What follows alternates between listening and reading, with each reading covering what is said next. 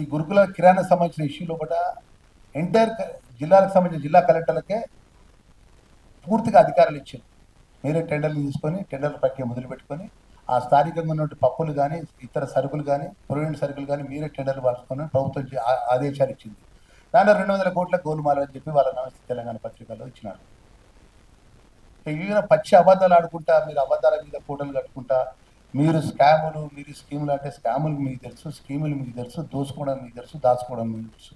మాకు తెలుగుతామని ప్రజల పక్షాలు ఎన్నికైనప్పుడు ప్రజాతరంగా జవాబుదారీగా ఈరోజు వెల్ఫేర్ మినిస్టర్గా పొద్దున్న లేస్తే గురుకులాల పిల్లలకు సంబంధించిన భవిష్యత్తు ప్రశ్నార్థకంగా చేసే విధంగా మీరు ఏదైతే పొద్దున గురుకులాలు ఏదో అన్యాయం జరిగిపోయింది, గురుకులాలు ఏదో నష్టం జరిగిపోయింది, గురుకులాలు ఏదో దోపిడీ జరిగిపోయింది, గురుకులాలను అడ్డం పెట్టుకుని ఏదో మాట్లాడుతుందని చెప్పి మళ్ళీ మీ భజన పనులతో మా మీద దాడి చేయించు. అంకల గారెడి తెలియదు ఒకరు అంటారు.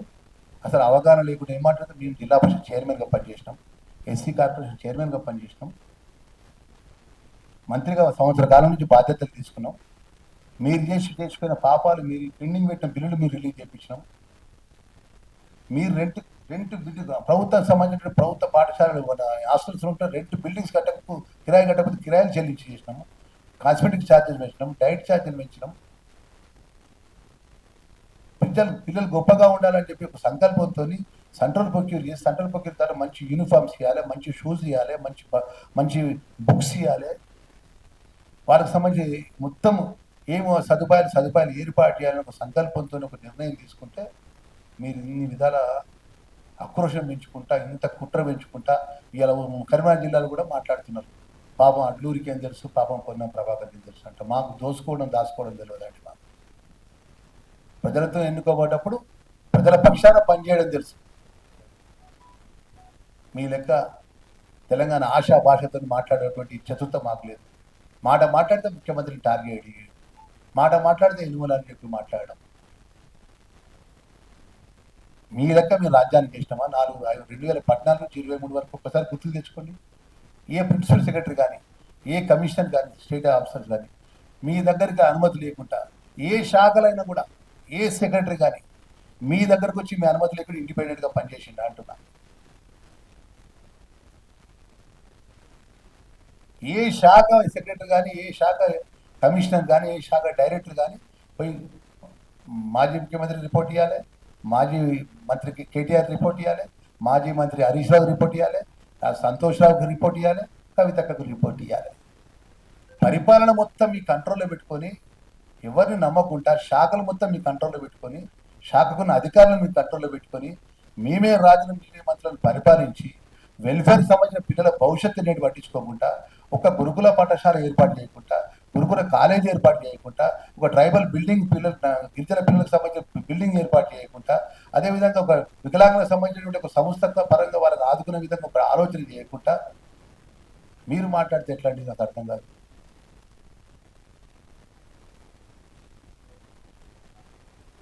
మీరు రాష్ట్రాన్ని తెచ్చుకునే విషయంలో పడ్డ ఉద్యమకారులుగా అందరం తెలంగాణ రాష్ట్రం తెచ్చుకొని మీరు ఏం మాట్లాడినారు? అట్లా ఒకటే మాట్లాడుతున్నారు చివరిగా మీడియా ద్వారా. ఆధారాలు ఉంటే టైము డేట్ చెప్పు. హరీష్ రావు గారు మీరు ఎక్కడికి రమ్మంటే అక్కడికి వస్తాను. 2,000 కోట్ల రూపాయల స్కామ్ జరిగినట్టు గిట్ట నిరూపిస్తే నా మంత్రి పదవికి రాజీనామా ఇస్తాను.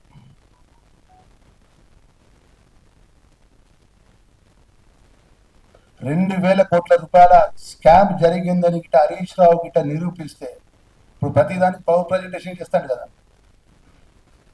పవర్ ప్రజెంటేషన్ చేస్తాడా? నేను ఒక్కనే వస్తా. ఒక సామాన్య కాంగ్రెస్ పార్టీ కార్యకర్త, దళిత వర్గకి ఈ స్థాయికి వచ్చిన వ్యక్తిగా, ఓడినా గెలిచిన ఒకటే పార్టీని ఒకటే జెండా నమ్ముకున్న వ్యక్తిగా నువ్వు ఎక్కడ టైము డేట్ చెప్పు, నేనే వస్తా. కాగితాలన్నీ తీసుకొని మా అధికారాన్ని తీసుకొని వస్తా.